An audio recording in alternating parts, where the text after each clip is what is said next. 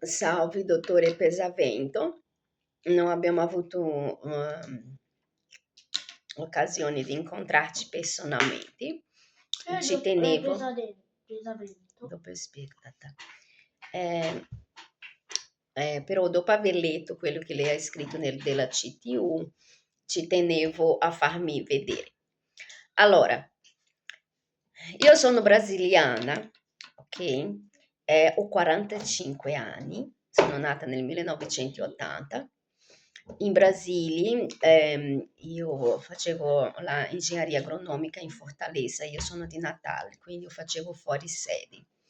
I miei conti erano pagati dal mio padre, ma nonostante ciò io avevo comunque il mio reddito, perché ho fatto un concorso per il stagista nel Sebrae Ceará, Avenida Monsignor Tabosa 777, un palazzo abbastanza grande, con tanti piani, vetrati.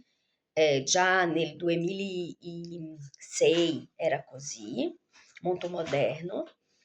Io ho vinto il concorso per il settore di agrobusiness, quindi io seguivo insieme al gestore dei progetti di floricoltura, algicoltura e psicoltura. L'agicoltura è una cosa che adesso sento parlare in Italia, però noi già nel 2006 avevamo già progetti preso le comunità locali nelle spiagge sperdute in Brasile che ci sono per sviluppare quelle comunità, perché è un'azienda, la Sebrae lavora con piccole aziende, micro e piccole aziende, e ha anche molti progetti legati a livello nazionale e offre alla popolazione dei corsi per imprendedorismo in generale. Anche fa di tramite con la banca, almeno all'epoca. O scopo di questi progetti era giustamente sviluppare una opportunità di negozio là dove anche sarebbe impensabile, perché immagini una comunità di pescatori che gli manca a volte, c'è tanta voglia di lavorare, ma gli manca l'orientamento. Quindi si faceva il progetto, si mandava il tecnico agricola, poi dopo io seguivo in ufficio insieme al gestore tutto l'aspetto burocratico, economico, perché è per questo che io capisco bene questa cosa delle risorse della Unione Europea, perché è la stessa cosa che facevo io in Brasile, in una scala minore, però era quello, gestire le risorse economiche destinate per ogni progetto. Io so esattamente come funziona. Quindi, dopo parliamo del resto che ho letto nella CTU. Parliamo intanto di me, ok? Chi sono io? Quindi dicevo, io ho 45 anni, ho sempre studiato in scuola paritaria, mio papà ha lavorato tutta la vita e si è anche pensionato per le telecomunicazioni che in passato apparteneva al governo, poi dopo è stata privatizzata più o meno ehm, io ero già nella università, quindi penso sui anni 2000, più o meno, 2000-2001, è stata privatizzata e è diventata la Telecom, quindi mio papà è un pensionato della Telecom prima di diventare Telecom. Fortunatamente lui è andato in pensione presto, dovuto questo processo di privatizzazione. Mio papà con 50 e qualcosa era già in pensione. Per fortuna è andato via con una eccellente pensione, ma proprio eccellente, non parlo di... mio papà guadagna veramente bene. E, grazie a Dio, questo lo ha permesso di mantenere me, la mia sorella, la mia mamma, se stesso, la sua sorella, la mia zia. Ehm, Tutto il resto della mia mamma ha fatto la casalinga, prima studiava per fare infermiera, quando è rimasta incinta mio papà ha chiesto cosa lei preferiva, lei ha detto voglio stare a casa e ha fatto la casalinga per tutta la vita, quindi è mio papà che ha sempre mantenuto la casa con tutti con tutto. Ok? La mia mamma faceva la mamma, il mio papà portava il cibo al tavolo. E poi dopo la mia sorella era una ragazza molto intelligente e in effetti lei è entrata pure in medicina, ma purtroppo ha avuto un Simone peggiorato nella sua vita e diciamo che la sua fine non è stata bella perché è rimasta reduce di un rapporto narcisista che ha durato più di 20 anni. Quando lei ha provato a uscire era già troppo tardi, insomma lei è andata giù e lui è andato su, in poche parole. Però ho seguito poco perché io ero già in Italia. Tutto il resto della mia famiglia è fatta da avvocati, medici, 2 lauree. Il mio zio addirittura è un scrittore anche di una certa rilevanza nazionale, si chiama Geraldo Maia do Nascimento, anche lui fa degli studi, lui è economista, ha lavorato tutta la vita per la Petrobras, ha un grande interesse per la storia locale, quindi lui ha scritto molti libri sul Cangasso e uno di questi libri si trova anche nella Biblioteca degli Stati Uniti. La sua moglie, mia zia, è la laureata in storia, ha sempre lavorato come professoressa e perché è importante parlare di loro? Perché loro erano i miei secondi genitori, perché il mio papà e la mia mamma hanno dato sempre molto amore, molto supporto economico, però effettivamente non erano delle persone culte. Diciamo che l'opportunità che mio padre ha dato a me e la mia sorella di studiare, loro stessi non hanno avuto, mettiamola così, anche se mio papà è concorsato, però lui non ha fatto l'università, lui è entrato in un periodo dove non aveva bisogno di avere una laurea per essere concorsato. E la mia mamma, come ho detto, ha scelto di fare la madre. E quindi quell'aspetto un po' più dotto è stato, ho appreso dal mio zio e dalla mia zia.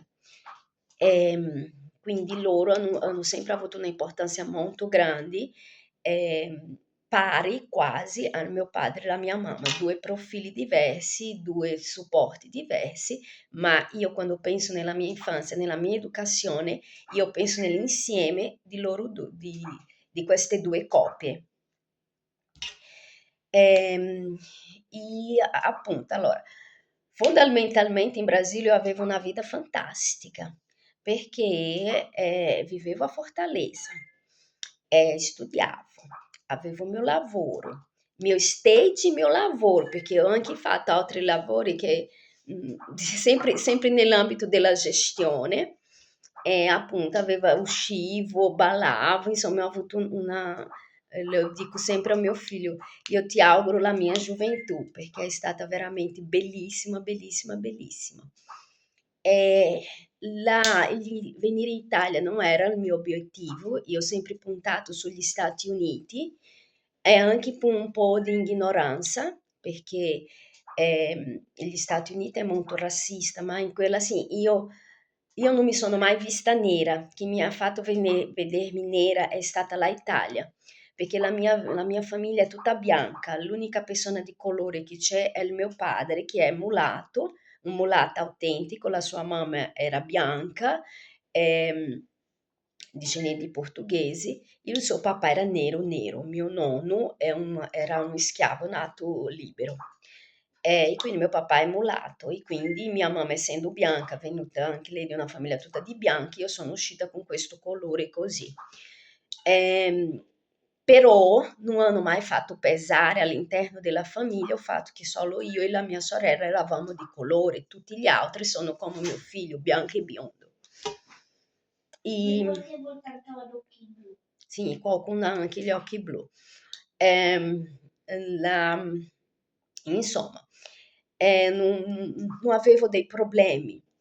Ehm, dei grossi problemi, a parte il fatto che io sono cresciuta in totale libertà, emancipazione femminile, tipo per conoscere me lei deve uscire degli stereotipi delle italiane, perché in 15 anni che io sono in Italia io effettivamente non ho mai conosciuto una come me e non conoscerò perché sono tutte molto inquadrate o sono troppo bigotte o sono troppo... Insomma, non sono me, punto.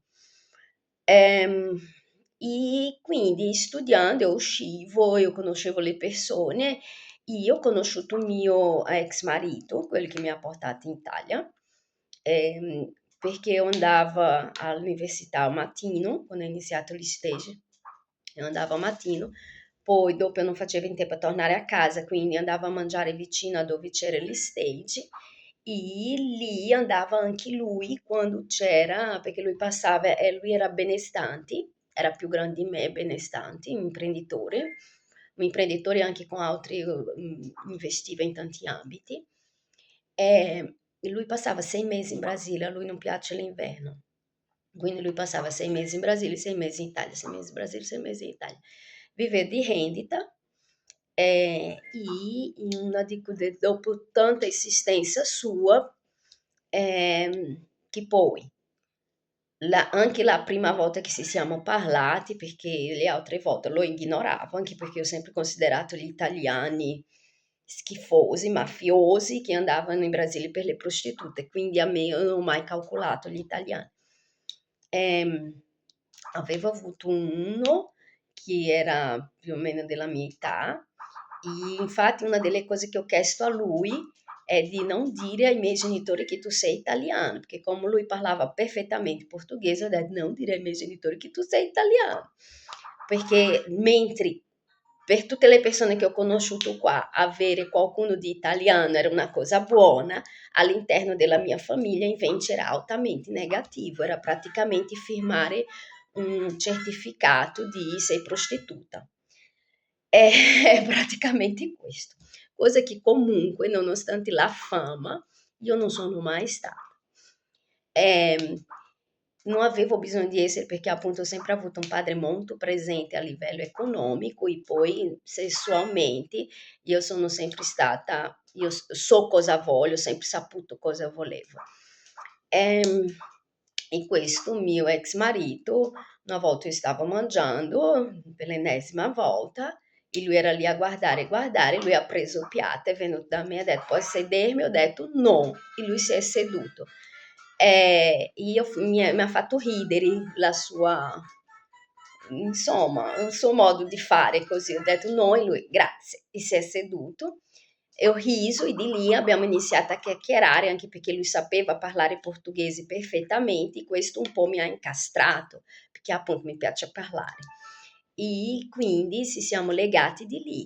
Poi dopo negli anni successivi lui tornava e ci incontravamo finché dopo 2 anni lui ha detto dai vieni a conoscere la mia famiglia, vieni a conoscere la mia mamma e io sono venuta perché io dovevo iniziare a scrivere la mia tesi sulla soia, miglioramento genetico oltretutto, e ci voleva un tempo, io ero stanca anche, ho parlato sia con il mio capo degli stage, sia con il professore che seguiva la tesi, lui ha detto va bene Carla, se sono 3 mesi puoi anche prenderti questo tempo.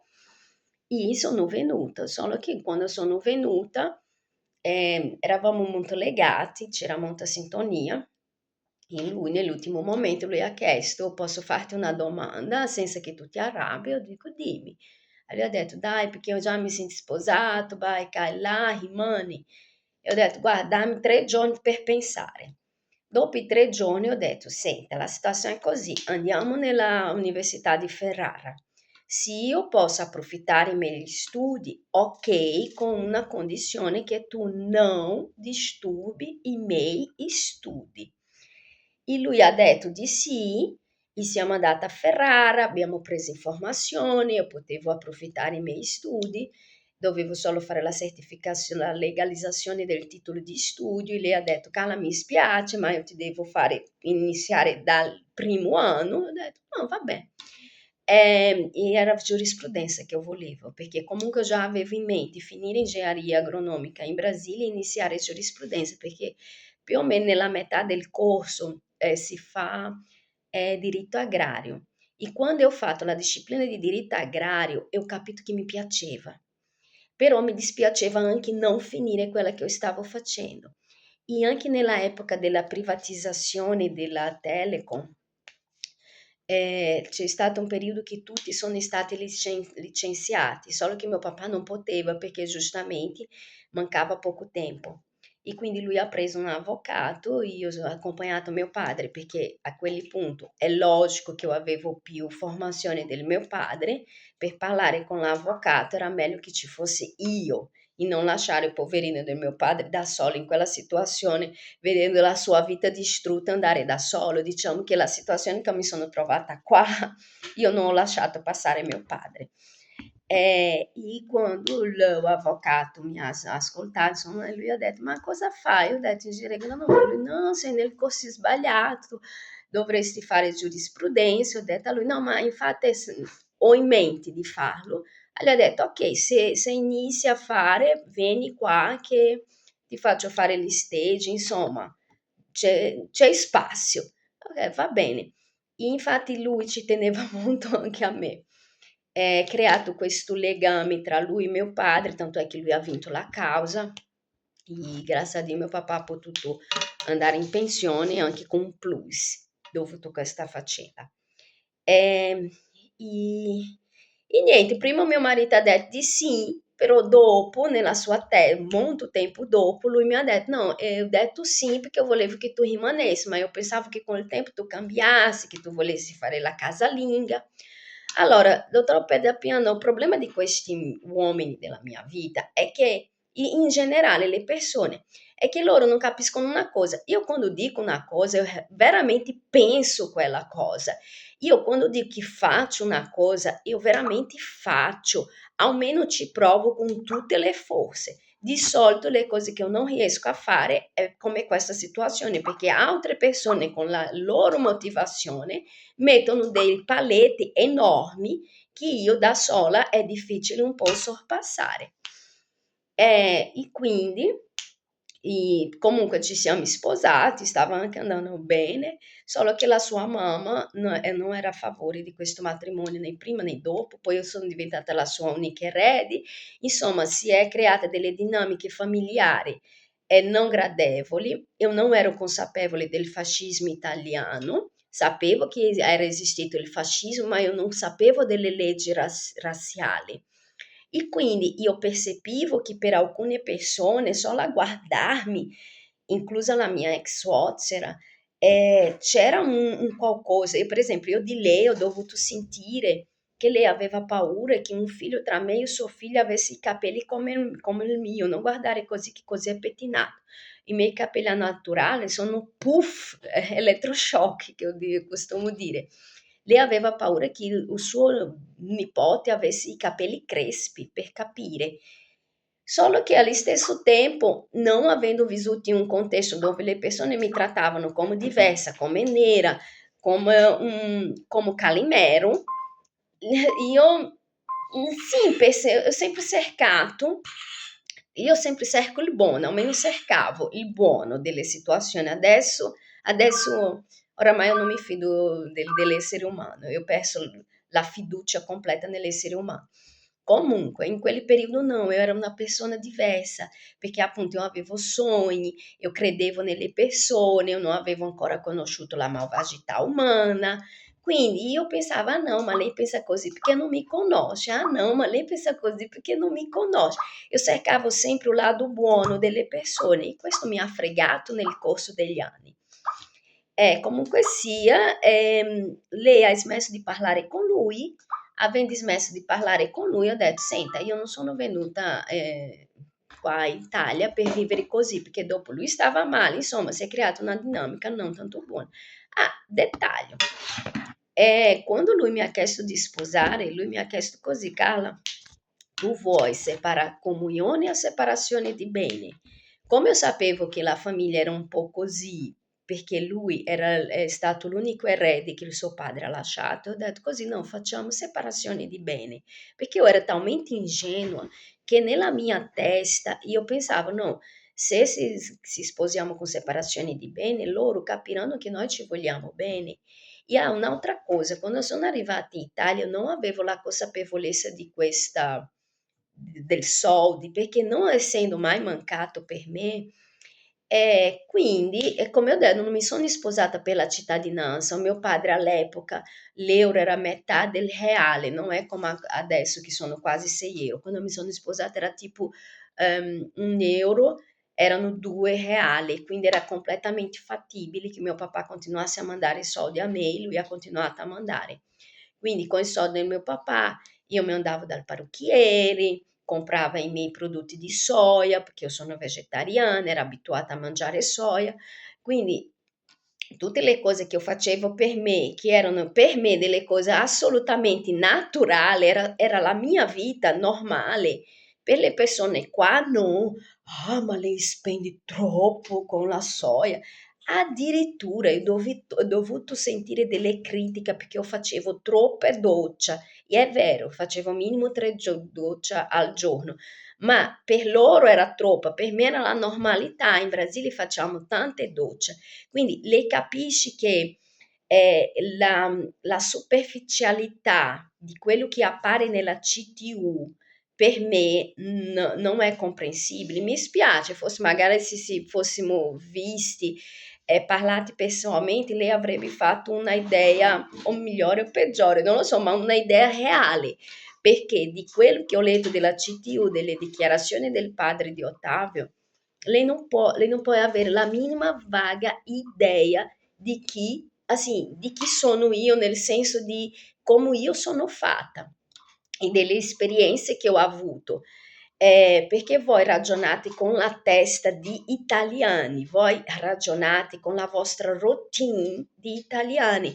Dovete ricordare, io non sono italiana, io non sono neanche paulista, perché voi vi confrontate molto con quelli brasiliani del sud-est sud. Il sud-est sud non è Brasile, sono i vostri antenati che sono andati lì, ma non c'entra con il Brasile. Io sono del nord-est, è tutta un'altra cultura, ma proprio un'altra cultura completa.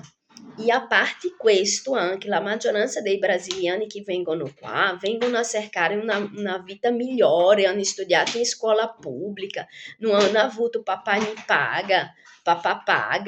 E io no, ho esattamente un'esperienza completamente diversa, ho studiato nelle migliori scuole. Io ho preso la patente con 18 anni, io vivevo con 20 anni, vivevo già con 2-3 stipendio minimo, cosa che in Brasile è una cosa difficilissima prima che tu ti lauri. Eh, e, insomma, tante altre cose che io qua non ho mai conosciuto un brasiliano che abbia avuto le opportunità che ho avuto io nella mia vita, a iniziare dalla mia famiglia. Infatti io ringrazio a Dio ogni giorno, allo stesso tempo anche che chiedo perdono, perché effettivamente mi rendo conto di aver avuto tante opportunità, però ero troppo ingenua. Comunque, torniamo a noi. E quindi l'unica persona che io conoscevo in Europa era questa mia amica in Svizzera, che io avevo fatto anche la sua ehm, madrina di matrimonio, testimonia, perché lei viveva già in Svizzera da tanti anni e arrivata a quei limiti doveva per forza sposare oppure doveva tornare in Brasile. Il suo ragazzo ha detto no dai sposiamo, però loro sono andate a sposare in Brasile, una cerimonia bellissima in spiaggia. E quindi era l'unica che io conoscevo. Lo sono andata da e ho detto a mio marito: senti, da poco che siamo sposati, parla con un avvocato e annulliamo questo matrimonio. Io nel frattempo vado in Svizzera. Ma qual è il problema? E ho detto proprio così.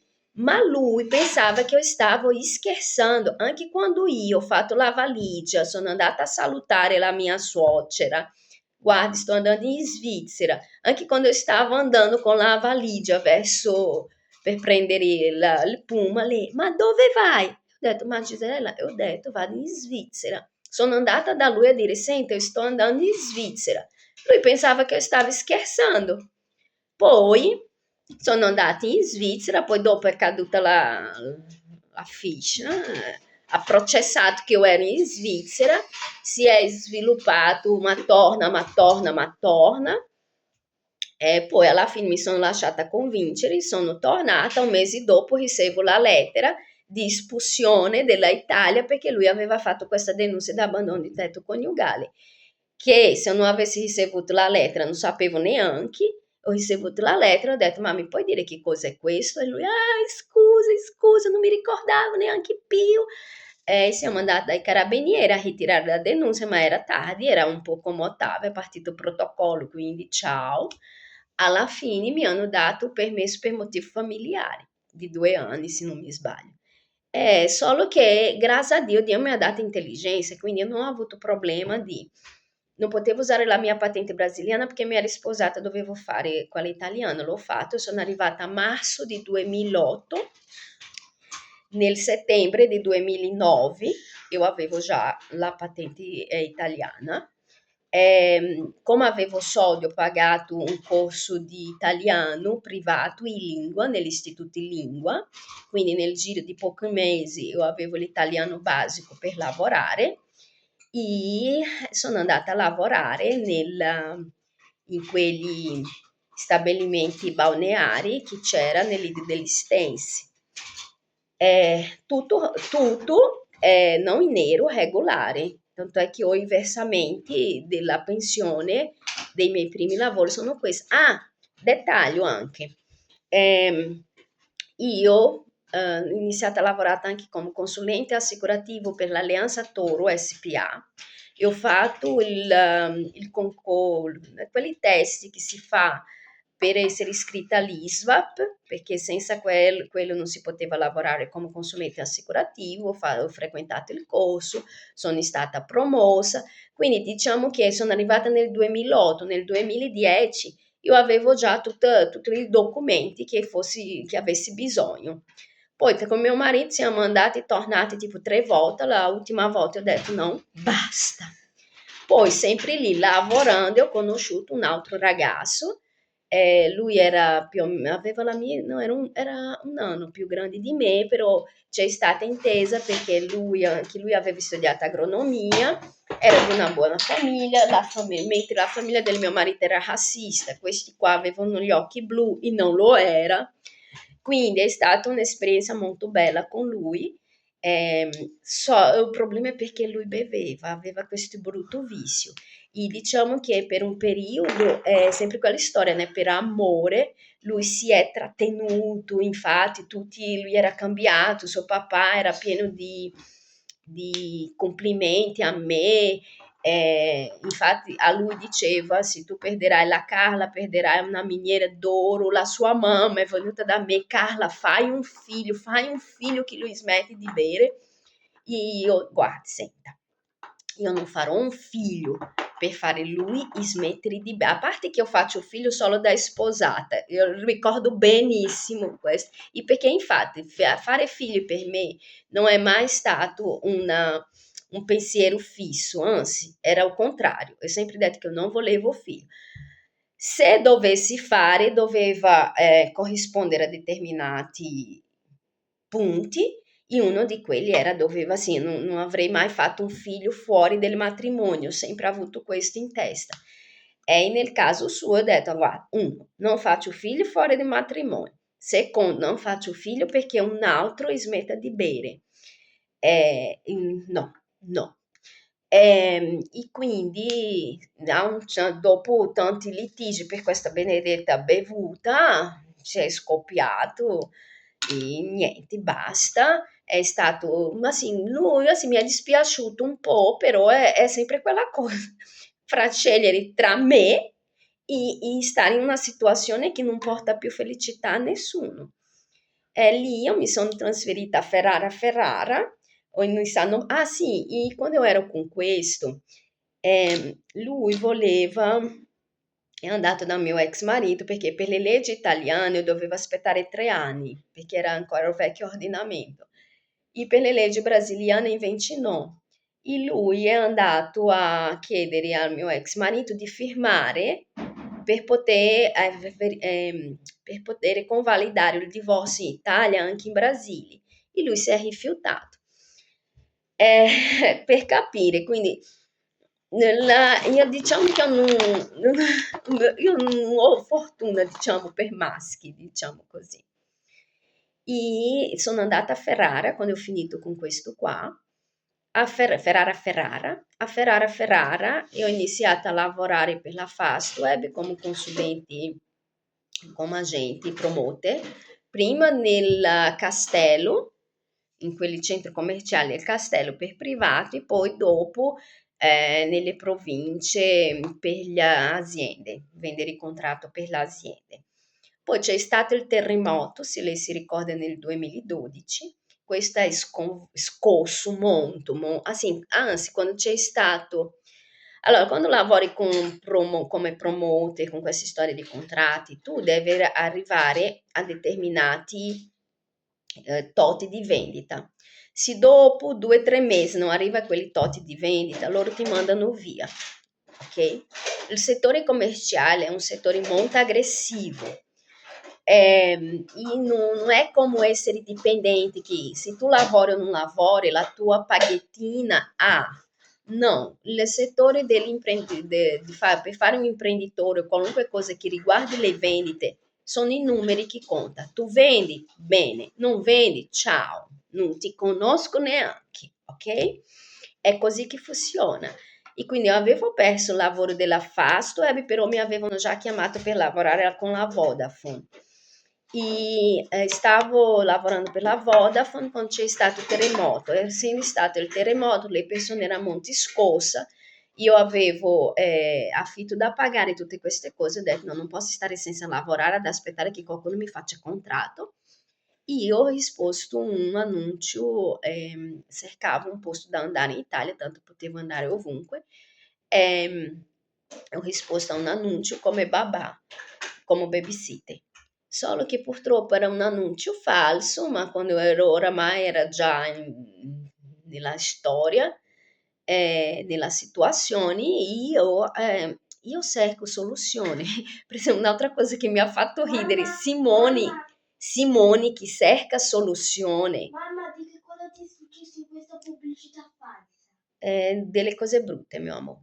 È Simone che cerca soluzioni. Simone non cerca soluzioni, lui cerca problemi. Tanto è che il figlio sta rischiando sta rischiando, no, è già caduto in queste dinamiche orribili di Bibbiano, proprio perché questa persona non ha cercato soluzioni, questa persona ha cercato solo di creare problema per dispetto, perché io da molto tempo chiedevo di chiudere questo rapporto. Solo che prima io avevo bisogno della sua collaborazione per chiudere questo rapporto, nel senso che lui uscisse di casa. Poi ad ottobre non avevo più bisogno che lui fosse o non d'accordo, perché l'appartamento era mio e del mio figlio, io soldi abbastanza per mantenere me e mio figlio aveva, e quindi lui comunque aveva delle condizioni di uscire dall'appartamento, cosa che lui si è rifiutato fino all'ultimo. Quello che io leggo nelle relazioni, che lui è uscito di libera e spontanea volontà, questo è quello che lui ha voluto fare credere, ma non è così, non è vero, non è assolutamente vero. Ehm, Comunque arriveremo a questo punto. Quindi il motivo per cui io sono finita nel Trentino Alto Adige è stato questo: il terremoto di Ferrara, rispondere a un annuncio falso. Poi comunque una volta che io ero qua, anche se era successa quella cosa brutta, io sono riuscita a trovare un lavoro, ho sempre puntato comunque in giurisprudenza, perché ho saltato una parte. Il piano era fare giurisprudenza, ok, a Ferrara, quindi io avrei dovuto tornare a dicembre di 2008 a fare la legalizzazione del titolo di studio nel consolato italiano in Brasile, perché così chiedeva la legge. Io avevo già tutto tradotto, mancava il timbro. Non sono tornata, quindi io mi sono rivolta a Scuola Superiore Remo Brindisi a sapere che cosa potevo fare. E lui ha detto, il preside ha detto, Carla, possiamo convalidare noi questi documenti, però appunto devi tornare indietro, devi fare la superiori. E mi ha fatto entrare nella seconda superiore perché erano due lingue, in Brasile abbiamo solo inglesi, e qua sono due, e lui ha detto per le altre cose ti farei entrare anche in terza, ma come manca la lingua, due, io ho scelto il tedesco come seconda lingua, lì ho iniziato a studiare tedesco. Comunque, con tutti i cambiamenti che sono stati, ogni volta che dovevo cambiare per lavoro di solito, e io cercavo comunque una scuola da appoggiarmi, tant'è che a Ferrara prima mi sono appoggiata nell'Einaudi, poi dopo con il lavoro della Fastweb non potevo più frequentare il mattino, quindi mi sono spostata in telecomunicazione a sera. Poi dopo c'è stato il terremoto, sono finita a Rovereto e mi sono iscritta nel Fontana, che era ragioneria, che aveva cambiato nome, non si chiamava più ragioneria, ma indicativamente l'indirizzo era quello. E ho trovato anche lavoro come hostess però delle sigarette in tutto il Trentino Alto Adige, quindi ho lavorato per la British America Tobago, che non si può dire pubblicità, facendo ricerca di mercato per la Rotmans of London, Like Strike. È stato un lavoro che mi ha fatto conoscere tutto il territorio, andavo in tutte le tabaccherie, guadagnavo bene e a sera, quando io tornavo, io andavo a scuola. Poi, anche lì, quando io stavo per riuscire a scappare di questa situazione brutta, hai scoperto prima e è venuto fuori una confusione. In questa confusione io ho avuto una brutta esperienza quando dico che non mi fido delle istituzioni, non è tanto per, c'è una ragione, perché io con questi luoghi ho avuto a che fare e quelli che ho trovato sono stati intanto delle persone effettivamente disequilibrate mentalmente, con un bassissimo livello scolastico e con delle che all'epoca non capivo bene, adesso capisco che fanno perché anche loro hanno un QI molto basso.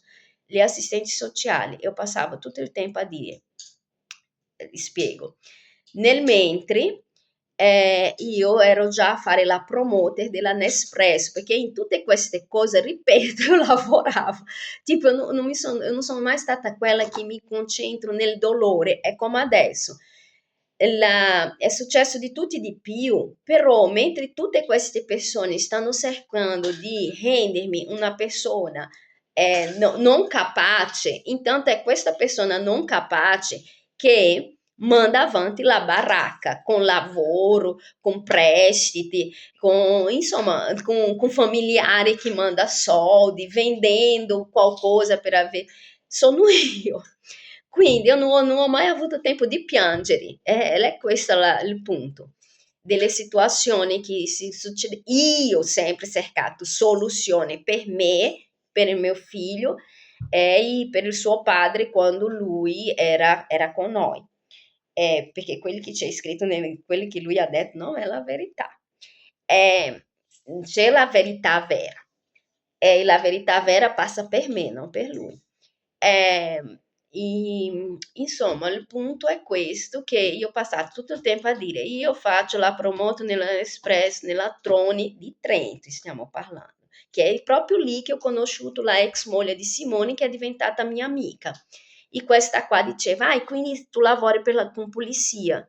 Io, allora, io faccio la promoter Nespresso a Trento, nella Troni di Trento. Ah, quindi tu lavori con la polizia. E lì ho capito, no, bisogna andare via di qua perché questa gente qua non è normale, no.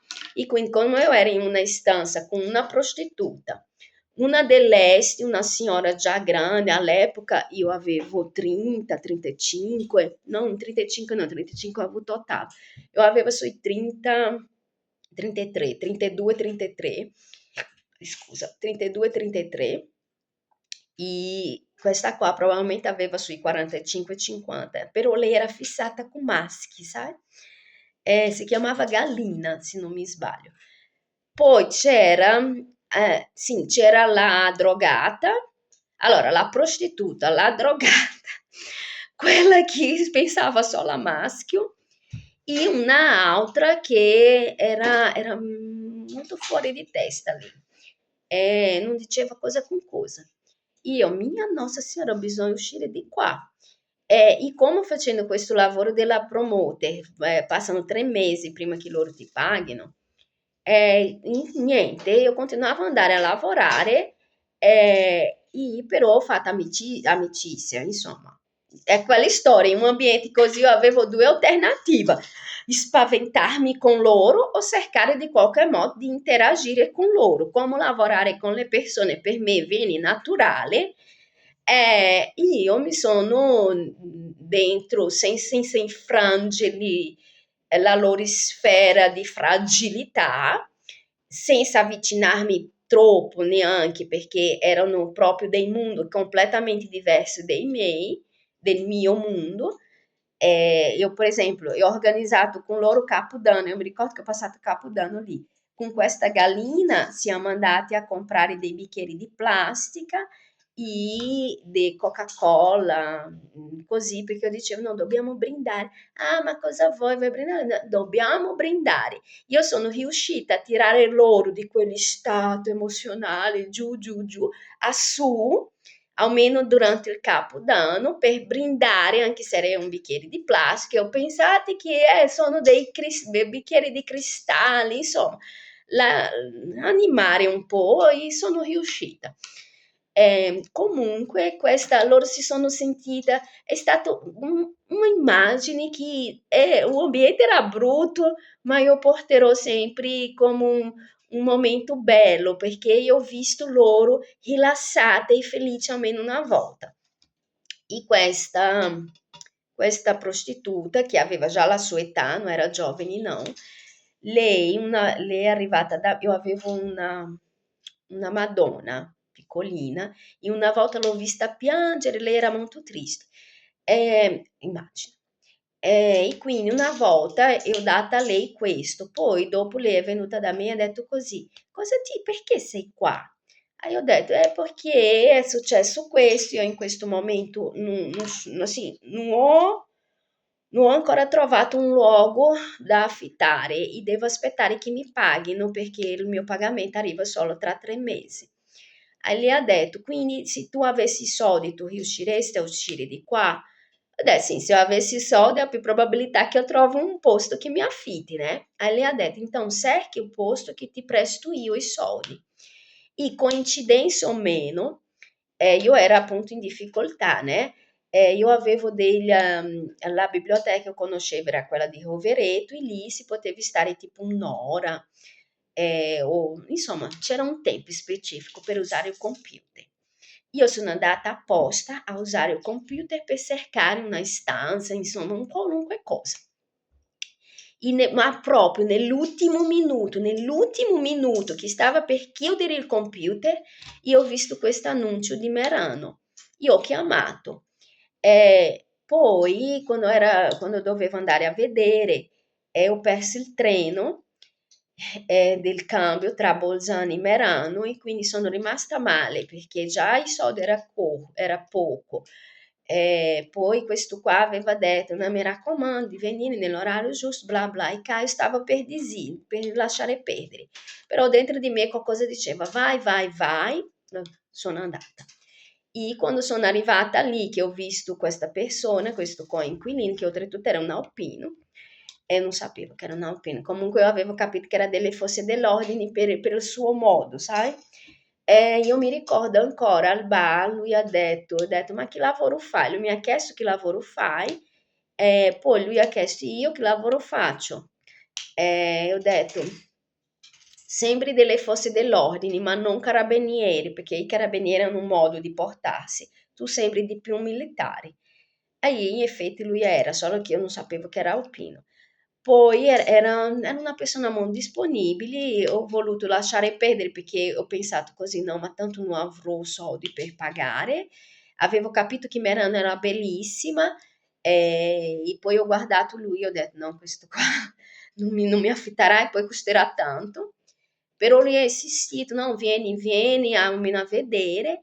e alla fine abbiamo trovato gli accordi, anche perché lui, essendo militare, lui ha il suo giorno giusto di ricevere. Quindi quando capitava che era un giorno di pagare l'affitto, io non c'era, pagava lui, e io quando ricevevo il mio, mettevo una busta sopra il tavolo e lui prendeva. Quindi tutto sommato siamo andati d'accordo, la cosa è andata male quando è venuta la sua ragazza, perché quando è venuta la sua ragazza sembra che lei ha detto qualcosa a lui, tipo un po'.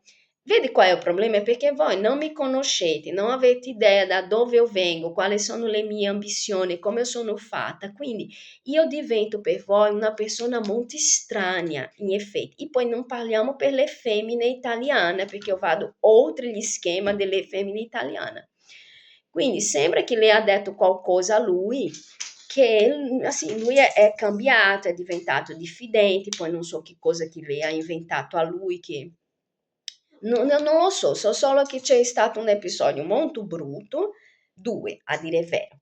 Uno è che io ero in bagno, allora lui il fin di settimana andava da un fin di settimana sì, un fin di settimana no, andava da lei, quindi io approfittavo quelli fin di settimana che lui non c'era per stare libera a casa, perché altrimenti dovevi stare sempre, sempre tutta coperta, tutta vestita, quindi era il fine settimana che io a casa è mia.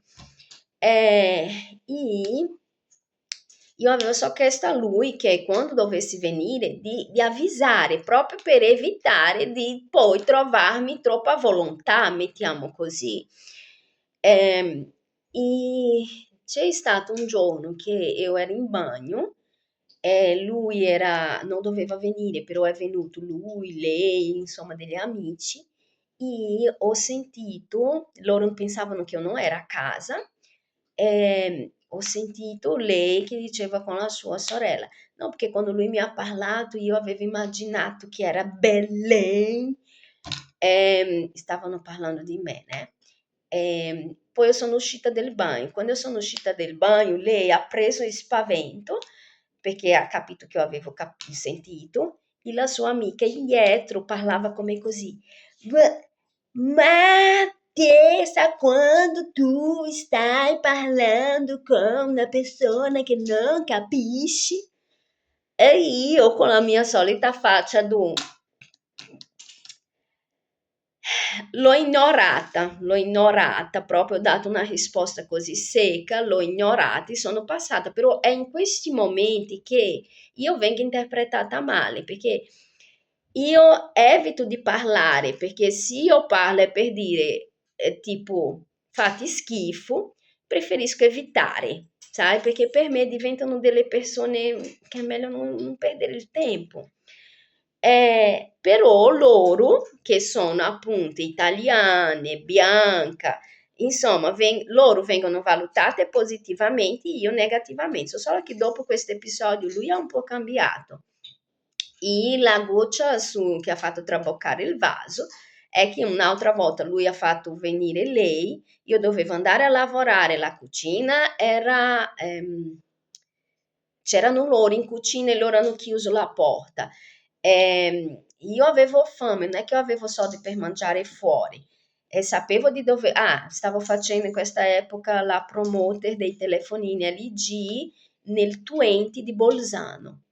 Quindi io passavo tutto il giorno fuori, a volte non potevo neanche mangiare perché appunto non avevo i soldi. E quindi sono andata a lavorare. Poi dopo e ho detto, guardi, non passi, quando sono troppo arrabbiata preferisco non parlare. E quindi nel giorno successivo mi sono svegliata, lei c'era, lui no, e sono andata in cucina, lei c'era. Di solito si dice buongiorno, bla bla bla, no, ma non avevo voglia perché io ero stanca, perché io ero arrabbiata e perché io non avevo comunque dimenticato l'episodio del bagno.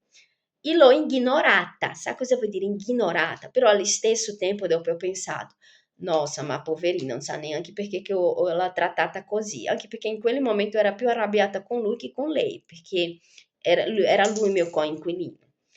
E quindi dopo ho detto, no dai, vado a chiedere scusa a lei. E io ho bussato nella porta, però nel mentre sembra che lei ha chiamato lui, chissà che cosa pensava che io dovevo fare o dire. Ehm, e, e niente, poi dopo lei è uscita, si è messa a chiacchierare con me nel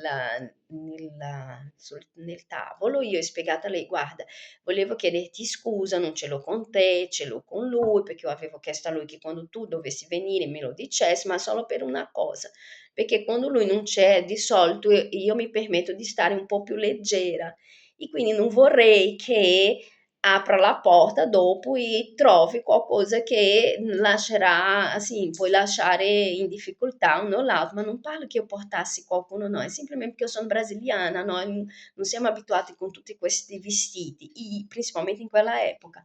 Quindi mi piace, io poi io ero sempre ben vestita, sempre con i tacchi per il mio lavoro. Quando io avevo opportunità di stare a casa, io volevo stare libera.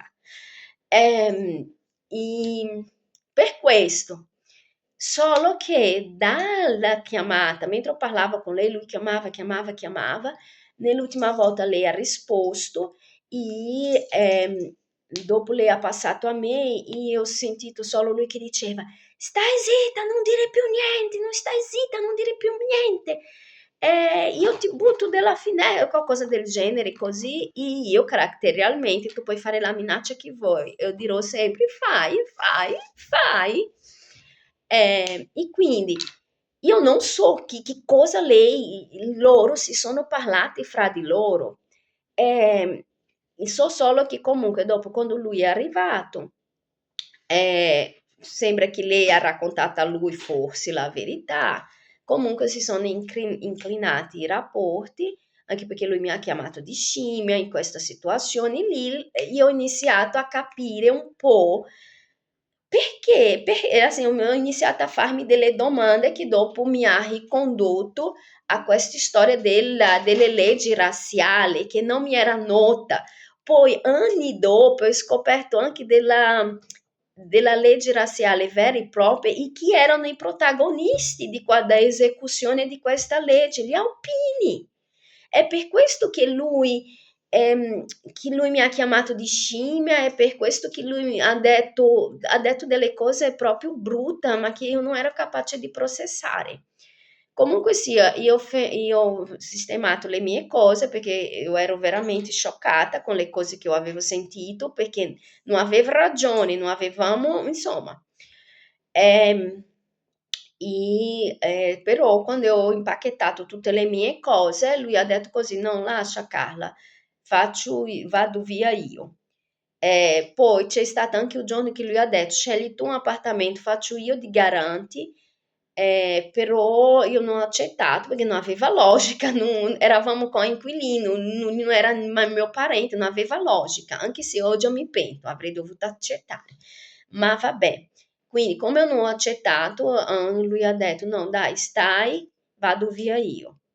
Ehm, e niente, poi dopo ho avuto un'altra coinquilina che lei era di Firenze, anzi ho avuto anche un altro del Veneto, poi una di Firenze e poi dopo il mio intestino si è rigirato su se stesso, sono entrata per un'appendicite. Poi quando dovevo uscire il mio intestino si è rigirato e ho dovuto stare di più. E dovuto questa chirurgia, ho dovuto passare mesi senza lavorare, aí di nuovo ho caduto nello stesso problema che io sono attualmente, non avendo la entrata, è iniziata ad accumularsi le affitti, scusa, e nonostante il padrone di casa voleva fare il mio coinquilino, ma io non ho voluto perché lui aveva un figlio. Allora, intanto era sposato, convivente, non lo so, so solo che lui aveva un figlio piccolo di circa 3-4 anni. Ehm, Poi una coinquilina, la ultima coinquilina mi aveva raccontato che lui beveva, io non conoscevo lui quando lui, quello che io sapevo di lui è che quando veniva a prendere l'affitto era comunque una persona molto distinta. Sì, con me lui è sempre stato molto educato, altoatesino lui, è molto educato, non avrei mai immaginato che lui bevesse. E quindi, essendo al corrente di queste due situazioni, e non mi sembrava il caso di fare la coinquilina con un uomo che io sapessi era sposato e che aveva un bambino così piccolo. E quindi ho detto di no, ho preferito andare via, anche se assim, non avevo né soldi, né e dovevo ancora pagare delle cose a lui. Però come io era diventata amica della moglie di Simoni, dovevo andare a lavorare alle Marche dopo un mese circa. Lei ha detto, dai, vieni che ti ospito io. Quindi in verità io sono stata ospite di loro due per un mese prima di andare alle Marche, più o meno. Ehm, in- insomma, questa sono io. Allora, potete accusarmi di leggerezza, potete accusarmi di troppo ingenua, potete accusarmi di fidarmi troppo delle persone. C'è una parolina che vi piace usare? Allora, sono fuori gli schemi, questo di sicuro, e poi non sono così bitolata, non sono bigota, non sono neanche una... Io non sono né troppo santa né troppo demone, mettiamo così, io sono io. Ehm, e di questi, quindi capisci che io non sono venuta in Italia perché io pensavo che in Italia io avessi una vita migliore. Io sono venuta in Italia per conoscere la madre del mio ex marito, poi dopo sono rimasta per forza delle circostanze, perché comunque tornare indietro è sempre molto difficile, principalmente nel mio caso che avevo lasciato l'università, avevo lasciato gli stage, mi ero sposata con un italiano, cosa che per la mia famiglia non era una cosa positiva. Io non dovevo pensare solo a me, io dovevo pensare anche nell'impatto morale per la mia famiglia. E tornare a casa, ah sì, anche se ho provato, adesso che mi sono ricordata, nel 2012 ho provato a tornare a casa. Io sono ritornata in Italia perché erano 4 anni che io non vedevo la mia mamma. Quando io sono arrivata a casa, lei mi ha abbracciata felice, ma la prima cosa che lei mi ha detto è: mi raccomando, non raccontare a nessuno che tu sei divorziata. Quando lei ha detto questa frase, io ho detto: ok, devo tornare in Italia. Perché ho capito che dal momento che io ero venuta in Italia e le scelte che ho fatto di sposare un italiano e poi di divorziare di un italiano erano scelte che hanno pesato moralmente troppo per loro principalmente, anche perché la mia regione è molto maschilista.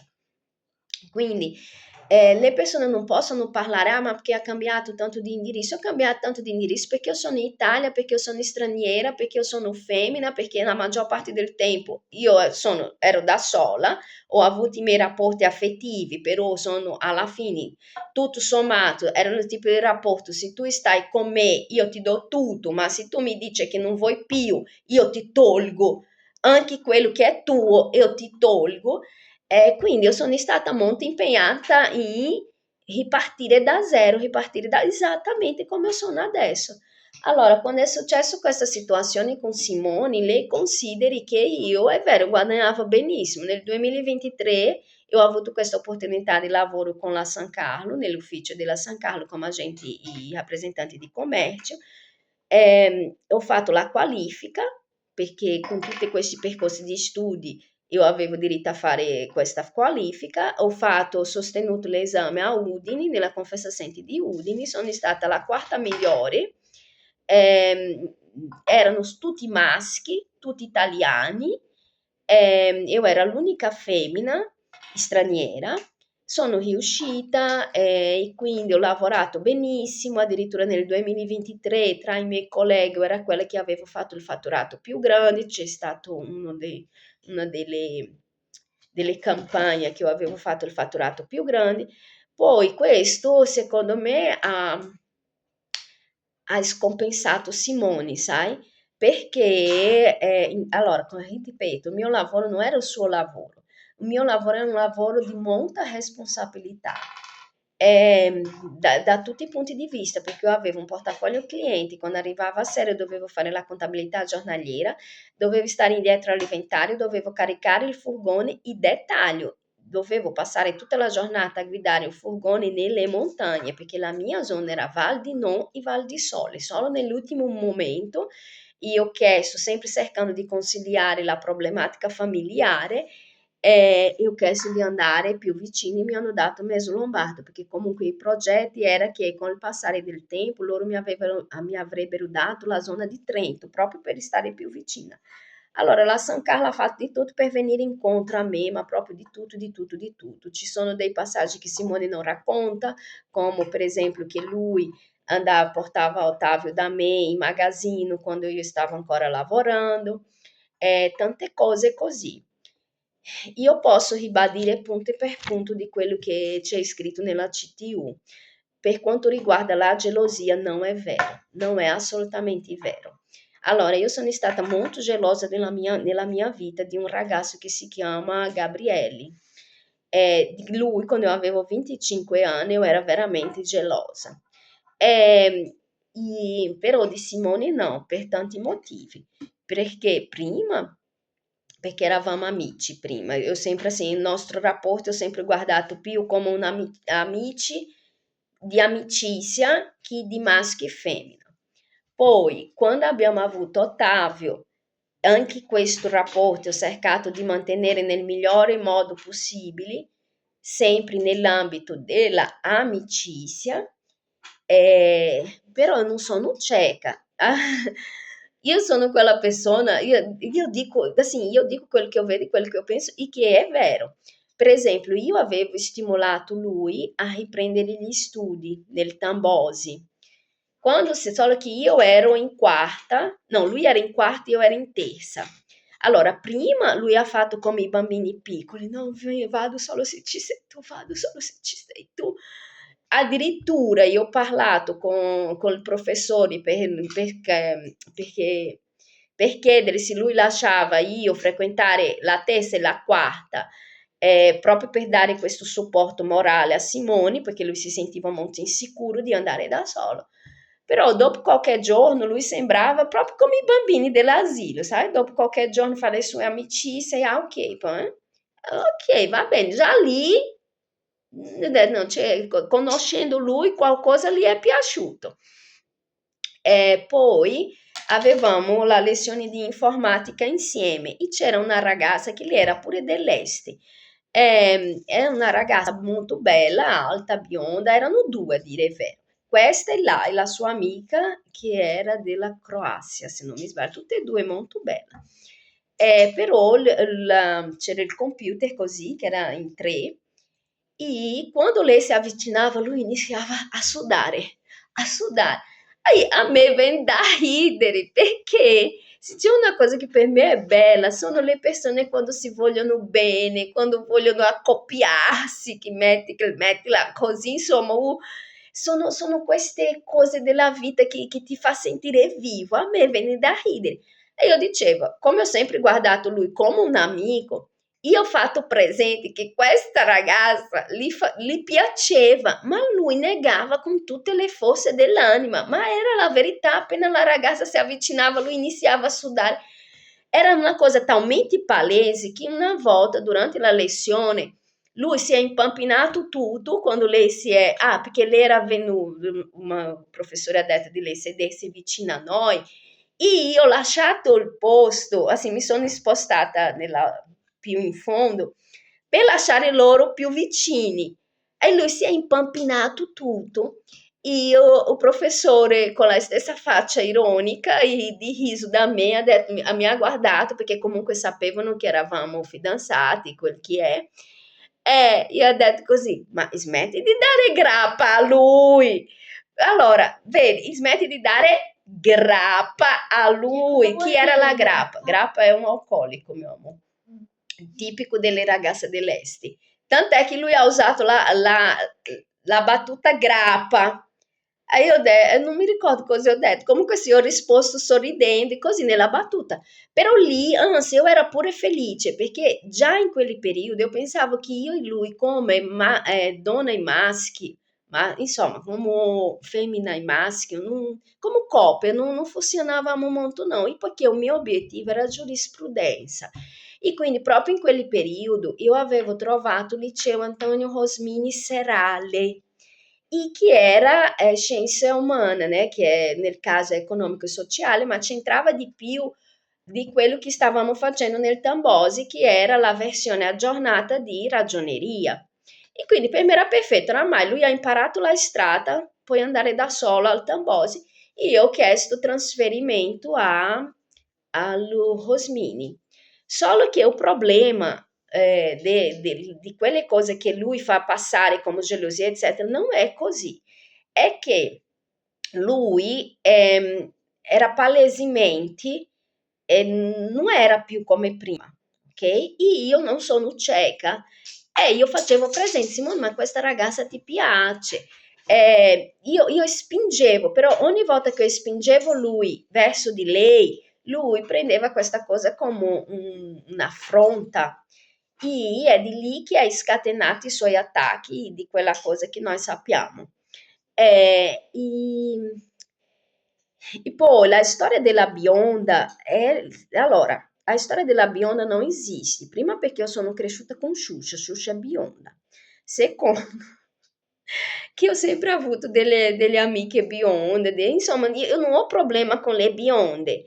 Ehm, la, quello che io ho detto, per questo dico, io dico una cosa e trasformano in altra, quello che ho detto è che io avevo paura delle bionde, perché? Perché proprio quell'esperienza con gli alpini, con l'alpino di Merano, mi ha fatto capire una cosa, che se una bionda dice una cosa e io dico l'altra, io posso anche dire la verità, ma crederanno nella bionda.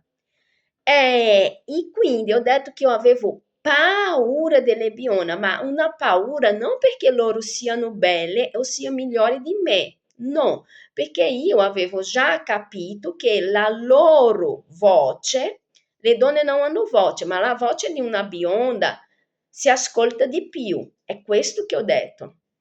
E lui ha preso questo e ha trasformato in tutto questo scenario che lui va in giro a raccontare.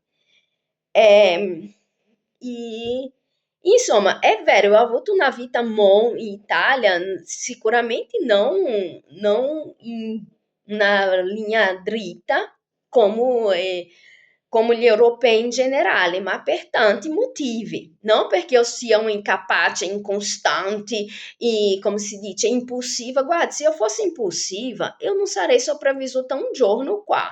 Perché la parte che io dico che effettivamente io vengo valutata per il mio aspetto, per la mia provenienza, è vero. Perché? Perché loro sono abituati. Lei mi risponda, adesso io faccio una domanda a lei, mi risponda sinceramente. Lei ha mai conosciuto una come me che è nella posizione che è e dice, ah, io di ginocchio non mi metto. No, perché le persone sono tutti abituati sì, a ruffiani. Ah, presente? Allora, a me piace molto leggere, né? L'Inferno di Dante è completamente attuale. I ruffiani, ah sì, approfitti presento Ottavio. Saluto Ciao. Ottavio. Allora, rispondendo alla tua domanda, Pedra Piana era il medico responsabile per valutare la capacità genitoriale mia e del tuo padre, ok? È a lui che è arrivato la relazione delle tue maestre dove dicevano appunto che tu sei uno che non sa leggere, uno che non sa fare calcoli, che non sa andare in bagno. Se hai qualcosa da dire a lui, dica. Uno, io so leggere e che faccio fatica qualche volta perché è troppo piccolo, perciò uso gli occhiali. Ora che ho gli occhiali li uso. Sui, sui calcoli all'inizio ero un po' turbolento, ma adesso sono migliorato un sacco. E hai qualcos'altro da dire? Ah, sì, Ottavio, perché che non vuoi vedere il tuo papà? Perché dopo tutte quelle cose che lui ha fatto, non è che c'è perdono. Ora, giudice Pietrapiana, se voi provate ad immaginarti di essere me, prova a immaginarti di essere nei miei panni. Hai una mamma come la mia, cioè perfetta. da un padre che per i primi 15 giorni è stato perfetto, ma dopo è cominciato a peggiorare e ora faccio persino fatica a chiamarlo padre. Ha Allora, sanguinato il regista della mia mamma, l'ha strangolata. E probabilmente le sono successe anche molte altre cose. Ottavio, mi dica una cosa, io qualche volta ti ho proibito di vedere tuo padre? No, Io ti dico di odiare il tuo padre? no. Ah, quindi dimmi una cosa, Cosa? se la mamma dovesse lasciare te con tuo padre, per esempio oggi, ok? Io non volevo chiamare lui per venire a prenderti a scuola, Mhm. la, la, la scuola ha lasciato fare? No. No. L'assistente sociale ha lasciato fare? No. No. Perché il punto è questo. Loro vogliono fare passare la immagine che sono io che faccio Ottavio non volere il padre, ma non è. La Ottavio non vuole vedere il suo padre per come il suo padre si è comportato. È uno. Secondo, visto che lei valuta lui così, una persona benevolente, então posso lasciare Ottavio tranquillamente con lui. Eu quero ir andare a lavorare, perché a me serve lavorare. Eu ho chiesto gentilmente à scuola di chiamare il padre e dire guarda, ti chiamo il padre per venire a prendere. La scuola dice no, perché c'è un decreto del giudice che io non so dove c'è scritto, perché ho letto tutti gli atti e non lo so. Comunque sia, il succo è questo. Di me sicuramente esca degli schemi. Non pensare a me come le donne che sicuramente lei ha conosciuto nella sua vita perché non sono io. Ehm, questo... mm, Allora, sapete che ho sposato mio marito? Ho sposato mio ex marito perché lui appunto era benestante, imprenditore, si trovavamo bene da tutti i punti di vista. Per esempio, il mio ex marito, io in Brasile, come ho detto, studiavo, facevo gli stage, quindi non è che io avevo tempo di stare indietro a lui, ad uscire con lui era in vacanza, quindi lui voleva andare, per esempio, a Flecheiras, che è una spiaggia che c'è bellissima in Fortaleza, e stare lì una settimana. E lui andava e stava. E quindi il nostro rapporto è stato impostato in questa indipendenza. È per questo che ho sposato lui. Solo che non avevo valutato questa cosa della madre e del passato fascista e delle leggi razziali che c'è stata in Italia. Questo ho imparato dopo nel Rosmini, già nell'ultimo anno. Allora, l'ultimo anno del Rosmini è stato, ah sì, durante la gravidanza, ho avuto una gravidanza molto complicata, anche dovuto alla chirurgia che ho detto che ho fatto dell'intestino, perché qual è il problema di questa chirurgia dell'intestino? La cosa giusta da fare in quella epoca, che io ero ancora a Merano, sì, conoscevo Simone e Laura, ma erano degli amici, non avevo ancora Ottavio, è che la cosa giusta da fare sarebbe stato tagliare e usare quella sacca. Però io ho convinto il medico di non fare questo e di provare a riabilitare il mio intestino. Quindi è stato molto complicato perché anche quando loro hanno tolto il mio intestino, quando dovevano mettere dentro, non riuscivo a far entrare perché io sono piccola e l'intestino, dovuto a quello che è successo, si era gonfiato, insomma, hanno avuto qualche difficoltà. Quindi anche quando sono riusciti a mettere dentro l'intestino, è stato difficile fare funzionare per tante cose, mi ha spiegato il medico, perché comunque c'erano delle parti che erano un po' necrosate, e poi anche la posizione, principalmente nella parte finale, è stato molto complicato. E comunque lui stesso ha detto che con il passare del tempo, dopo 10 anni per esempio, io mi troverei un po' come mi trovo adesso, ogni volta che io mangio, io metto assim, molta energia per riuscire a digerire, infatti mi viene la lentezza, ma è proprio la digestione. Appena io riesco a digerire, torna tutto come prima, è uguale identico come aveva detto il medico all'epoca. Quindi avere un bambino dentro di me non ha agevolato questo processo, principalmente perché Ottavio è sempre stato molto grande. Io sono piccola, 1,52 m. Lotta per lei capire, Ottavio è nato con 50 centimetri di una mamma di 1,52 m. Lei immagina? Avete 50 centimetri? Sì. Allora, perché è nato prima del tempo. Perciò più grande del mio righello che avevo di 40 centimetri. Sì. E quindi per me, a un certo punto, per me stare in piedi era faticoso, stare seduto era faticoso, poi c'è stato di mezzo il Covid, ehm, sì, però il Covid c'era già tatino, insomma, non è stato, sì, non è da oggi che è difficile la mia vita, è complicata già dall'inizio, ma che ripeto, nonostante ciò, io sono andata avanti, la gente non capisce questo perché le persone che hanno una volta, ecco, il mio attuale medico, il medico che c'era prima, che è andato in pensione, Mamma me lo ti vesti? io avevo raccontato tutte le cose a lui e lui ha detto, ma pure questo, ma pure questo, ma pure questo. Le persone con metà di quello che è successo a me finiscono. Io no, semplicemente sono andata avanti, ma probabilmente perché ho fatto ingegneria. Secondo me, quello che io trovo diverso tra me e le femmine che io conosco è che ho fatto ingegneria. E le femmine che io ho riscontrato sono tutte maestre dell'elementare, assistenti sociali, che loro vivono in un mondo completamente staccato dal mondo di un ingegnere. E tant'è che io mi trovo benissimo con i maschi io riesco a dialogare, riesco a digerire, a interagire, a patto che loro non pensino, no, a patto che loro non pensino che io ci stia provando a qualcosa del genere, perché è vero che io sono spontanea, ma è perché io sono brasiliana.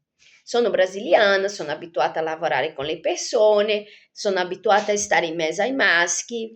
ehm, io non provo, io non provo disagio, a meno che questo maschio mi faccia provare disagio, però io non provo disagio di stare in mezzo ai maschi per il semplice fatto che io sono l'unica femmina e loro maschi. No, se loro si comportano normalmente, insomma, se dobbiamo lavorare insieme, anzi, io lavoro meglio con i maschi, infinitamente meglio con i maschi. Ehm, insomma, questa sono io. Poi, se andiamo nello specifico di tutte le dichiarazioni di Simoni, quelli lì io faccio un secondo video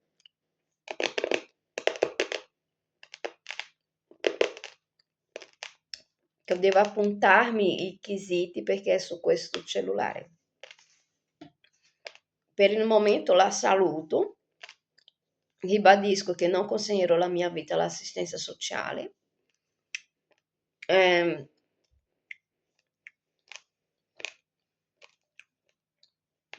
e che se lei ritiene che Simone sia una persona idonea, io mi preoccupo per il mio figlio. Perché appunto io non ho perso il mio lavoro, non ho fatto tutti questi sacrifici per vedere mio figlio, assim, per dopo vedere questa realtà. Anzi, ho evitato di denunciare Simone, e questo c'è nel verbale della questura proprio per evitare di cadere in queste dinamiche, per preservare mio figlio. Però se lei ritiene che lui è una persona idonea, dopo pianga lei il sangue del mio figlio. Solo che non credo che questo succederà perché per come stanno andando le cose e le notizie che vediamo di Epstein, le ipotesi sono due: o lei è troppo ingenuo o lei fa parte di quella cosa. E niente, posso solo pregare per me e mio figlio. Comunque il prossimo video ribadisco tutti i punti di quello che è stato detto. Ho capito che non è arrivata da lei l'ultima email che avevo mandato al giudice Petrapiana e sinceramente se io non sono in una condizione di assicurare il benessere emozionale di Ottavio, io non so chi possa essere. Sinceramente, io non so. Alla prossima.